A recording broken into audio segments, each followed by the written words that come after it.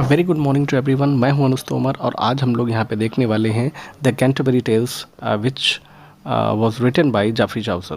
Geoffrey Chaucer is considered as the father of English language as well as literature. तो और भी बहुत सारे इनको टाइटल दिए गए हैं, वो हम लोग ऑलरेडी डिस्कस कर चुके हैं। तो आज हम लोग यहाँ पे केवल डिस्कस करेंगे द कैंटरबरी टेल्स और इनके जो पीरियड से संबंधित और कुछ इंसिडेंट्स हुए हैं उनके बारे में हम लोग जानेंगे। तो देखिए कैंटरबरी टेल्स जो है ये बेसिकली क्या है, मोस्टली रिटन इन वर्ड्स, ठीक है, वर्ड्स में लिखी गई है। Only some part in prose, कुछ पार्ट इसका प्रोज में भी है, बाकी मोस्टली जो पार्ट है वो वर्ड्स में पाया जाता है। Pilgrims travel together from London to Canterbury. तो पिलग्रिम्स यानी कि जो धार्मिक यात्रा पे जो लोग निकलते हैं उनको पिलग्रिम्स कहा जाता है।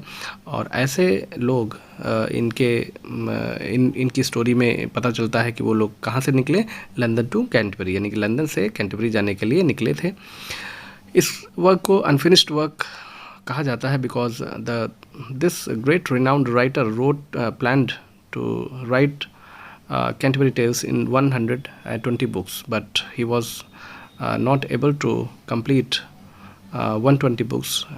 He could only complete 24 books. ठीक है, 24 बुक ही लिख पाए थे जब इनकी डेथ हो गई। अब अगर हम बात करते हैं कैरेक्टर्स की, तो कहीं कहीं पे आपको 31 कैरेक्टर्स मिलते हैं और कहीं कहीं पे 29+1 जो नरेटर है उसके बारे में हमें जानकारी मिलती है। ठीक है, तो ये बहुत ज़्यादा इंपॉर्टेंट नहीं है क्योंकि इसमें थोड़ा सा वैरायटी आपको देखने को मिलती है। अब देखिए अदर जो वर्क्स हैं, other important works of Chaucer जो हैं, the book of duchess, the house of fame, Troilus and Cressida, ये सारे वर्क जो हैं इनके इम्पॉर्टेंट है apart from the Canterbury tales. अब एक बहुत इंपॉर्टेंट बात आती है कि लैंग्वेज जो है इन्होंने कौन सी यूज़ की, तो ईस्ट मिडलैंड डायलेक्ट इन्होंने यूज़ की थी। डायलेक्ट का मतलब होता है, यहाँ पे आप बढ़ा लीजिएगा, डायलेक्ट का मतलब होता है लोकल लैंग्वेज। ठीक है, डायलेक्ट का मतलब होता है लोकल लैंग्वेज, जिसके बारे में हम ऑलरेडी बात कर चुके हैं। नेक्स्ट देखिए कुछ और पॉइंट्स देखते हैं द कैंटरबरी टेल्स से संबंधित। तो इसमें देखिए considered as magnum opus of Chaucer, Chaucer का मैग्नम ओपस इसको माना जाता है। मैग्नम ओपस का मतलब होता है मेन वर्क, इंपॉर्टेंट वर्क, जो सबसे इंपॉर्टेंट होता है वही माना जाता है। Written in 24 stories but plan in 120, यानी कि लिखा तो इन्होंने 24 ही स्टोरी है इसमें, लेकिन इनकी प्लानिंग थी 120 स्टोरीज या टेल्स में लिखने की इसको, जो कि पूरा नहीं हो पाया because he died before it. और उसके बाद देखिए नेक्स्ट है Chaucer could complete only 24 stories before he died, ये तो आपका हो गया। A group of pilgrims is moving from London to Canterbury to visit the shrine of Saint Thomas a Becket. तो सेंट थॉमस जो है उनकी टॉम पे एक प्रकार से आप कह लीजिए कि ये लोग विजिट करने जा रहे हैं।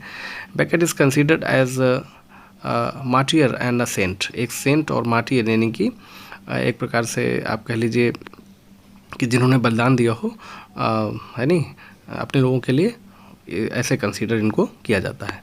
नेक्स्ट देखिए कुछ इंपॉर्टेंट इवेंट्स जो है इनके पीरियड की रही हैं। तो इसमें देखिए 100 years war which was fought in the year 1338 to 1455, ठीक है, इंग्लैंड वर्सेस फ्रांस ये हुआ था।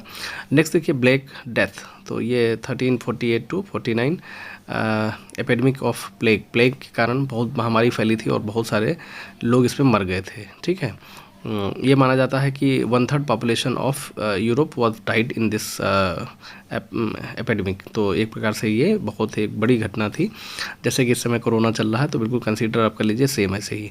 नेक्स्ट देखिए है Lollard movement, Wycliffe was the leader of the movement. ठीक है, इस मूवमेंट के जो लीडर थे वो वाइक्लिफ थे। It was against the corruption of church, church के खिलाफ जो है इन्होंने आवाज़ उठाई और इनके साथ बहुत सारे लोग जुड़ गए। हालांकि इनको बहुत आगे दिक्कत भी हुई और इनका बहुत ज़्यादा प्रोटेस्ट भी हुआ, विरोध भी हुआ। और इवन वाइक्लिफ के बारे में कहा जाता है कि इनकी डेथ जो हुई थी तो उसके बाद इनका जो है बरियल था उसको खोद ओद के और उसको आप समझ लीजिए कि नदियों में जो इनके अस्थियां वगैरह थी उसको बहा दिया गया था। तो बहुत ज़्यादा इनका प्रोटेस्ट हुआ, यानी कि इवन आफ्टर हिज डेथ भी। नेक्स्ट देखिए 4 है पीजेंट्स रिवोल्ट, तो ये हुआ था 1381 में। It was revolt against high taxes, यानी कि जब ये घटनाएं घटी, इतनी सारी प्रॉब्लम्स आई, तो फिर क्या हुआ कि टैक्सेस जनता के ऊपर बढ़ गए और कहीं ना कहीं किसान जो है वो परेशान हो गए। तो जाहिर सी बात है कि जब वो परेशान हुए तो क्या हुआ कि टैक्सेस जो है उनके जो थोपे गए थे उसका उन्होंने विरोध किया।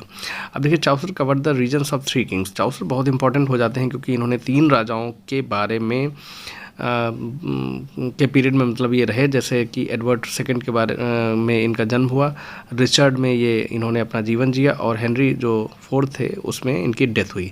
तो इस प्रकार से ये चीज़ें हुई। इनसे संबंधित ये छोटा सा वीडियो था। तो अपना फीडबैक दीजिए और जो है बताइए कैसा लगा। Thank you very much, have a great day.